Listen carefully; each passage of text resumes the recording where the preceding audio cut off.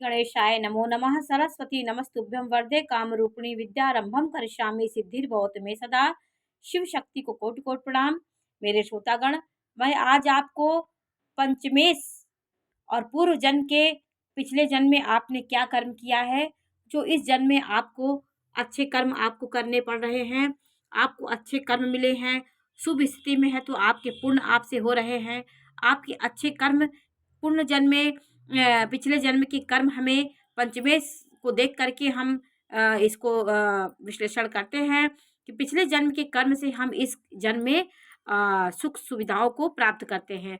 पिछले जन्म में मेरे कौन से ऐसे कर्म थे जो इस जन्म में हमें सुख सुविधाएं मिल रही हैं, हमें किस भाव से अच्छा पुण्य मिल रहा है, 12 भाव में से कौन सा पक्ष मेरा मजबूत है, स्त्री पक्ष मजबूत है, धन पक्ष मजबूत है, माता पिता के प्रति, भाई बहनों के प्रति कौन सा पक्ष मेरा मजबूत है, ये पंचमेश बताता है। पंचम की स्थिति की से हम अपने पूर्व जन्म के कर्मों को जान सकते हैं कि पंचमेश हमारी किस स्थिति में है, हमने पूर्व जन्म में क्या पाप पुण्य क्या किए थे, वो हमारा पंचमेश बताता है। हम अपने व्यक्तित्व का दुरुपयोग किए हैं, दुरुपयोग हमने किया है कि हम अपने कर्मों को अच्छा करके आए हैं, ये हम कैसे जानते हैं।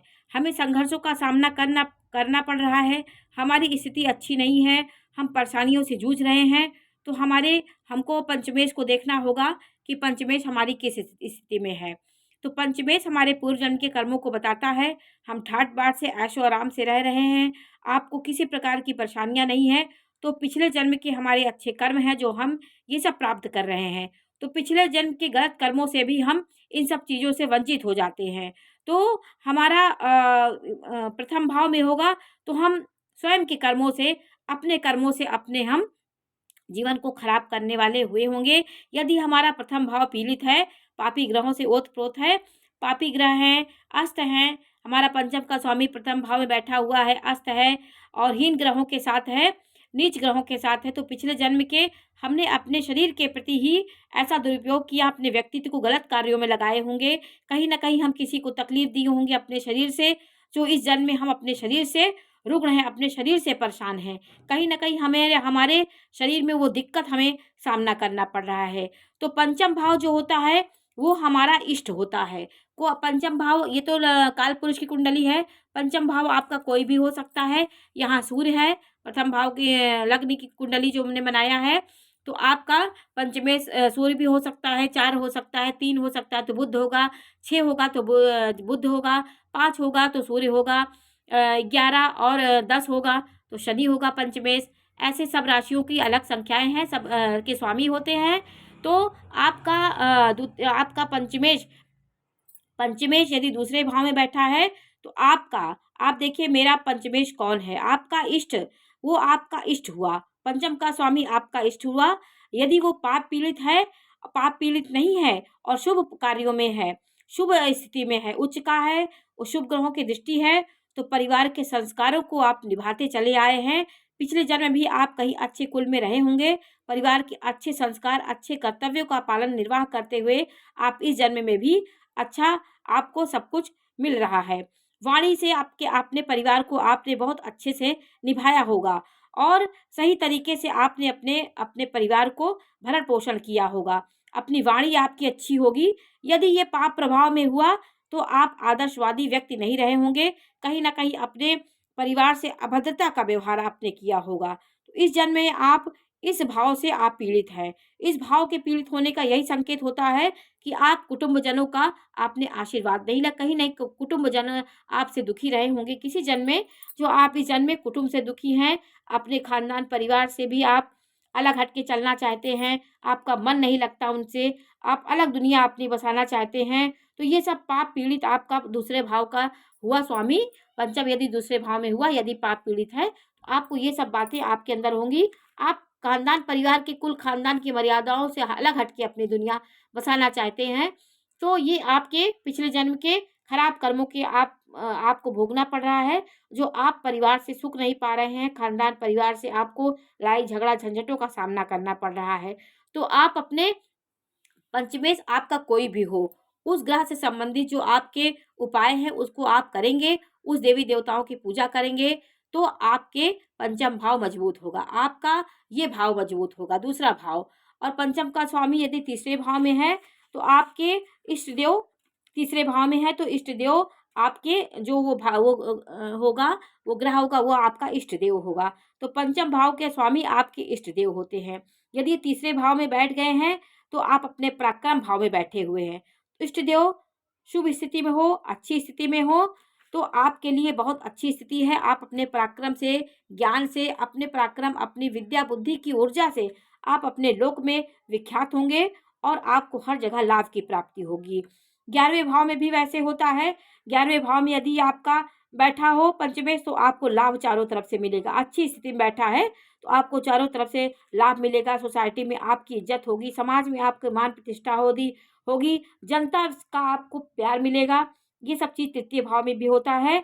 यदि ये व्यक्ति ये पाप प्रभाव में है तो आप अपने छोटे भाई बहनों के प्रति आपका रवैया अच्छा नहीं होगा।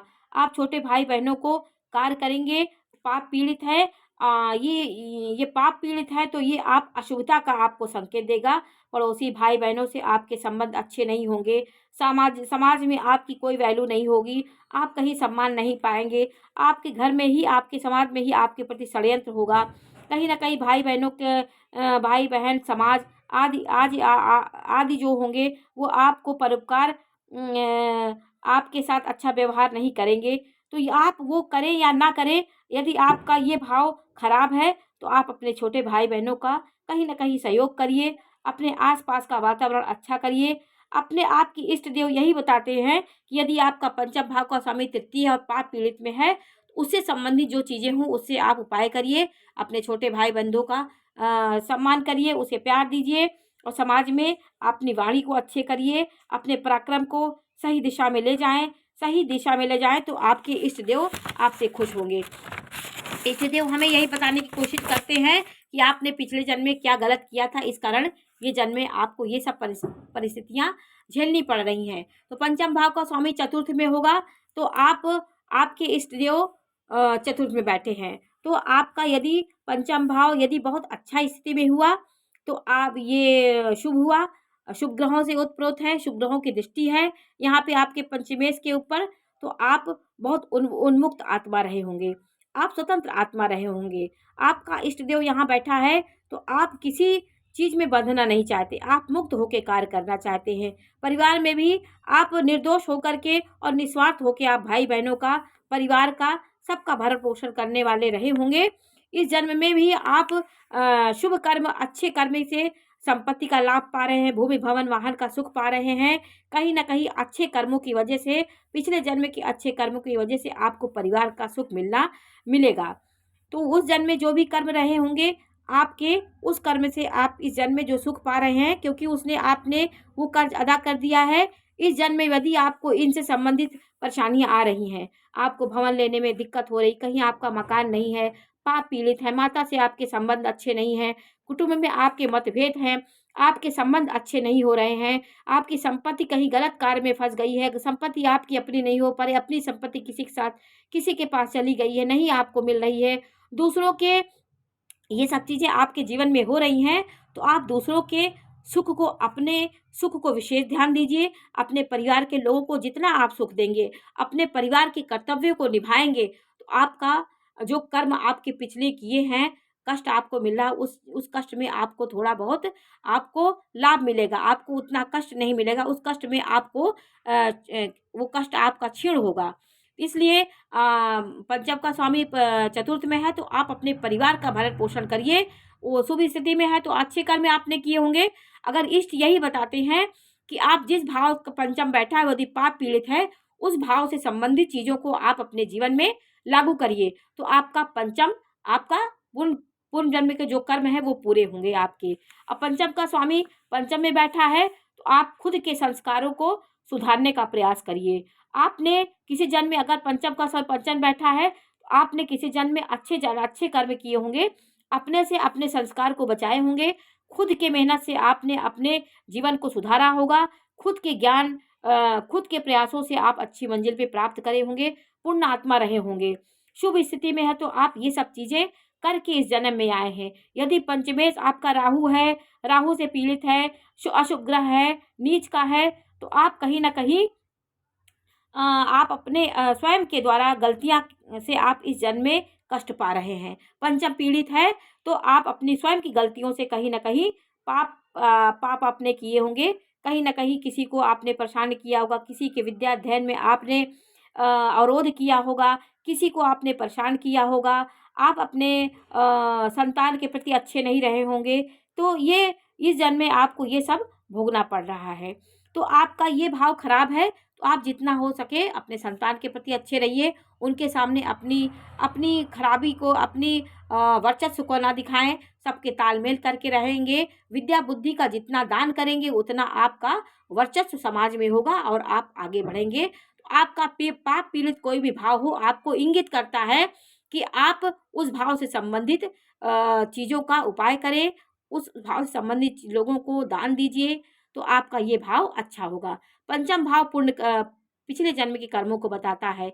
और पंचम भाव का स्वामी यदि छठवें में है तो संतान आपके खिलाफ रहेगी, आपके खिलाफ संतान रहेगी। आपका सिर दर्द हमेशा होगा, आपकी शरीर में पीड़ा होगी, आप पढ़ने लिखने में आपको नाना प्रकार की परेशानियां आएंगी। विद्या के मामले में आप पीछे रहेंगे, तरक्की का अभाव आपको होगा, तरक्की नहीं हो पाएगी आपकी। कहीं ना कहीं पिछले जन्म में आपने गलत कर्म किए होंगे तो आपको ये सब आपको मिल रहा, पढ़ाई लिखाई में आपको व्यवधान हो रहा है। शुभ है और उच्च स्थिति में है तो आपके संतान की सफलता मिलेगी, आप संतान आपकी आगे जाएगी, दायित्व का निर्वाह करते हैं आप। इष्ट के प्रति आप अच्छे रहें। अपने बच्चों के प्रति, अपने इष्ट देव के प्रति आपका जो भी इष्ट है, पंचम का जो भी आपका स्वामी है, चंद्रमा है तो आप शिव की आराधना करें, मंगल है, 1 और 8 राशि है तो आप हनुमान जी की सेवा करें। ऐसे ग्रहों के अलग अलग देवता होते हैं, उनको वो अलग विषय है। आज मैं आपको सिर्फ यही बता रही हूँ कि इस भाव में बैठने से क्या फल होता है। तो संतान आपकी अच्छी कभी होगी तो आप संतान की बढ़ोतरी आपकी होगी। यदि पंचम का स्वामी छठवें में बैठा है और उच्च का होकर के बैठा है तो विपरीत परिस्थितियां होने के बाद आपकी संतान बहुत लायक होगी और बहुत बुद्धिमान होगी, और बुद्धि के माध्यम से वो बढ़ोतरी, आपकी तरक्की होती रहेगी। विद्या बुद्धि संतान भी आपके कार्यों को आगे बढ़ाने वाले होंगे। तो आपको अपने संतान के मामले में कई चुनौतियों का सामना करना कर सकते हैं, करेंगे, और आपकी संतान कहीं ना कहीं आपको सुख देगी। लेकिन यदि पाप पीड़ित है तो आप संतान से प्रेम में कहीं ना कहीं धोखा खाएंगे, अपने प्रेम में कहीं कहीं सफल नहीं हो पाएंगे। आपका जिससे प्रेम करेंगे वो ही आपके शत्रु बन के खड़े हो जाएंगे, चाहे वो पुरुष हो स्त्री हो। तो ये सब चीज़ें पंचम भाव के छठवें भाव में होने से होती है। और पंचम भाव का स्वामी यदि आपके 7वें भाव में है तो आपकी पत्नी अशुभ स्थिति में है। आपका यहाँ पे बृहस्पति की दृष्टि हो, यहाँ पे शुभ ग्रह हो के यहाँ पे बैठ गया हो, शुभ ग्रह पंचमे शुभ ग्रह हो, बुध हो, बृहस्पति हो, चंद्रमा हो, शुभ स्थिति में हो और उसको शुभ ग्रह देख रहे होंगे तो आपकी पत्नी बहुत धार्मिक होगी। आप अपने मर्जी से, आपका प्रेम ही आपका लक्ष्य होगा, आप प्रेम को बहुत महत्व देने वाले होंगे, क्योंकि आपकी विद्या बुद्धि काम त्रिकोण में आ गई है। तो काम त्रिकोण में आपकी बुद्धि विद्या आ गई है तो आप कहीं ना कहीं प्रेम को एक लक्ष्य बना लेंगे। तो कहीं ना कहीं आपको ये प्रेम विवाह की ओर भी इंगित करता है कि आप कहीं विपरीत लिंग के प्रति आपका आकर्षण बना रहेगा। आप पढ़ने लिखने में भी तेज होंगे, लेकिन आपकी यदि शुभ स्थिति है सप्तम भाव में तो आपकी जिससे आप शादी करेंगे उससे आप अपना विवाह जरूर करेंगे। यदि सप्तम भाव शुभ स्थिति में हो, राहु ना बैठा हो, सूर्य ना हो, मंगल ना हो, यदि शुभ है तो आप अपनी जिससे प्रेम करेंगे उसी से आप शादी करेंगे और आपका प्रेम शादी में, विवाह में परिणित हो जाएगा। तो ये शुभ स्थिति में है तो आपकी पत्नी संस्कारित होगी, आपकी बात को मानने वाली होगी, आपके प्रति प्रेम को रखने वाली होगी। ये संबंध आपके पूर्व जन्म में बताते हैं कि आप जिससे प्रेम करे होंगे इस जन्म में भी वो आपके प्रेम में सहयोग देगी और कहीं ना कहीं आपके साथ कदम में कदम मिला करके चलने वाली पत्नी होगी। और यदि ये पीड़ित हुआ तो आप कहीं ना कहीं उस जन्म में कहीं ना कहीं अपनी पत्नी से आप कहीं न कहीं आपका पत्नी से, आपके पार्टनरों से आपका अच्छा व्यवहार नहीं रहा होगा, तो ये भाव आपका दूषित होगा। तो ये भाव अगर अच्छा हुआ तो किसी जन्म में भी आप अपनी पत्नी के प्रति अच्छे रहे होंगे। पत्नी आपकी आपके साथ निभाती है तो उस जन्म के कर्मों के अनुसार आपको इस जन्म में अच्छे पार्टनर की प्राप्ति हुई है। उस जन्म में आपने पार्टनरों को तकलीफ दिया है, उसको उसके प्रति निर्दयता का व्यवहार आपने किया है, उसके निर्दोष होने के बाद भी उसको आपने दोषी साबित किया है, कठिनाइयाँ आपने दिया है, इसलिए ये भाव आपका खराब हुआ। तो ये भाव खराब हुआ तो आपके अपने इष्ट देव को प्रसन्न करने की कोशिश करिए और सप्तम भाव से संबंधित जो चीज़ें हैं उसको आप अच्छा करने की कोशिश करिए। इस जन्म में जो भी पूर्व जन्म में गलतियाँ हो गई अगर आपका खराब है तो आप कहीं न कहीं इसको समझ लीजिए, अपनी पत्नी के प्रति अच्छा व्यवहार करिए, क्योंकि जो भी व्यवहार करेंगे वो बहुत आगे बढ़ सकता है। खराब हुआ तो आप अच्छे बनने की कोशिश करिए पत्नी के प्रति। इस जन्म में अपने पार्टनरों के प्रति आपने जो सहचर आपके हैं, कर्मचारी हैं, उनके अच्छा व्यवहार आप करके आप इस जन्म में इस भाव को आप सुधार सकते हैं, इस भाव का सुख पा सकते हैं। और अष्टम भाव में यदि पंचम भाव का स्वामी है तो अशुभ स्थिति में है, उच्च का है, तो आप गुप्त धन पाने वाले व्यक्ति होंगे। कहीं न कहीं आपको अपने परिवार से, खानदान से सुख प्राप्त होगा और उनके ज़रिए आप अपनी विद्या बुद्धि को बढ़ाने वाले होंगे। आपको कहीं न कहीं बुद्धि के अनुसार आपको जहाँ बुद्धि लगाएँगे आपको वहाँ धन की प्राप्ति हो जाएगी और शुभ यात्रा आपकी होगी, तीर्थ यात्रा करने वाले होंगे। अच्छे पुण्य कर्मों की वजह से आपका अष्टम भाव अच्छा होता है। पिछले जन्म के कर्म से आपका अष्टम भाव अच्छा होता है। आपने किसी जन्म में गुप्त रूप से गुप्त पाप किए होंगे, जो किसी को कोई जान नहीं पाया, आपने किसी को सताया होगा, वो भी व्यक्ति नहीं बता पाया, गुप्त रूप से आपने किसी को कष्ट तकलीफ दी हो, तो ये जन्म में आपको वो कष्ट भोगना पड़ रहा है। आप भी परिवार के प्रति दुखी होंगे। आपको दुर्घटनाएँ मिल रही हैं, आप पत्नी के प्रति शंकालु हैं, पत्नी आपकी अच्छी नहीं है, आपका पंचम का स्वामी अष्टम में बैठा है, तो आप प्रेम के मामले में हीन होंगे, आपको प्रेम नहीं मिल पाएगा। किसी जन्म में ये आपने नुकसान करके आप इस जन्म में आए हैं, तो आपको उस चीज़ से आपको वंचित भगवान करते हैं और शंकालु आप होंगे। इस जन्म में आपके पापी ग्रह पे यहाँ पे होंगे, पाप प्रभाव में होगा, तो आप अपनी पत्नी के प्रति ताना मारने वाले होंगे, कहीं न कहीं उसको नीचा गिराने की कोशिश करेंगे, शंकालु होंगे, उसके प्रति शंकालु होंगे, कहीं वो गई, इधर-उधर गई तो आप गलत ही सोच लेंगे। तो ये सब चीज़ें आपको दुखी करती है। दुर्घटनाएँ भी आपको होंगी, पत्नी के द्वारा आपका मतभेद होगा, पत्नी से आप दुखी होंगे, पत्नी के प्रति आपको पैसा खर्च करना पड़ेगा। तो ये सब चीज़ें आपके पिछले जन्म बताती हैं। तो इस जन्म से संबंधित आप चीज़ों को बलि करिए। अष्टम भाव आपका दूषित है, तो आप धर्म कर्म करिए, पुण्य करिए और निस्वार्थ किसी की सेवा करिए, तो आपका अष्टम भाव अच्छा होगा।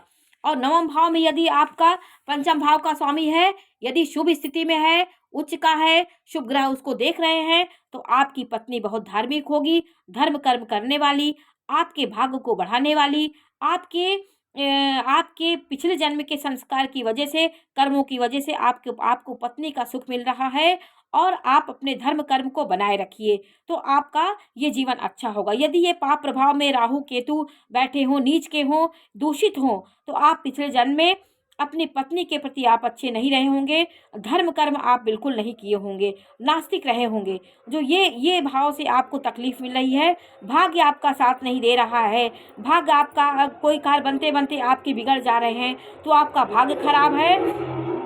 धर्म कर्म आप जितना करेंगे उतना इस भाव को आप बढ़ा लेंगे। जितना हो सके धार्मिक आयोजन हो, कहीं भंडारा हो रहा हो, ईश्वर से संबंधित कोई कार्य हो रहे हों, तो आप उसमें ज़रूर दान दीजिए, तो आपका ये भाव अच्छा होगा। जितना पंचमेश यही बताता है कि आपका पिछले जन्म में आपने जो नहीं किया हो, इस जन्म में आपको करना है।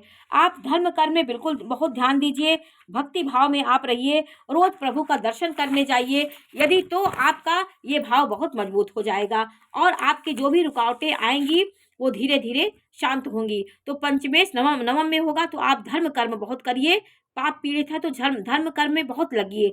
आप भजन करिए, आप विष्णु सहस्त्र नाम का पाठ करिए, राम का स्तुति करिए, श्री कृष्ण की स्तुति करिए। जितना धर्म में आप जुड़ेंगे, उतना आपका भाग्य प्रबल होगा।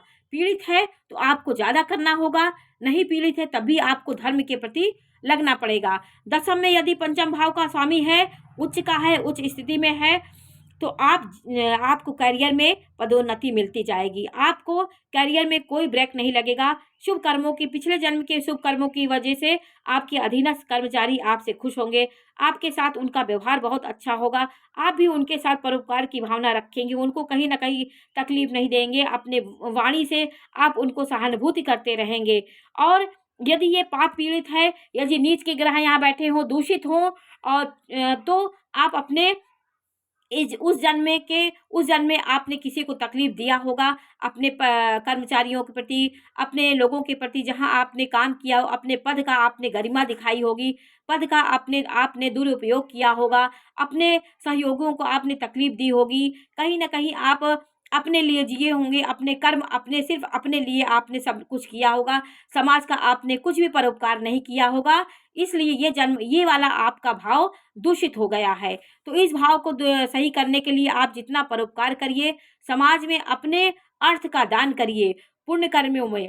किसी की शादी हो रही, किसी की बेटी की शादी में कोई रुकावट आ रही, तो उसको आप धन दे कर के किसी तरह का आप सहयोग कर दीजिए, और किसी के बच्चे की पढ़ाई में आप दान दे दीजिए। आप उसके करियर में थोड़ा-सा आप सहायता कर दीजिए, कहीं उसे कोई ज्ञान के माध्यम से भी आप उसकी सहायता कर सकते हैं, तो आपका ये भाव मजबूत हो जाएगा।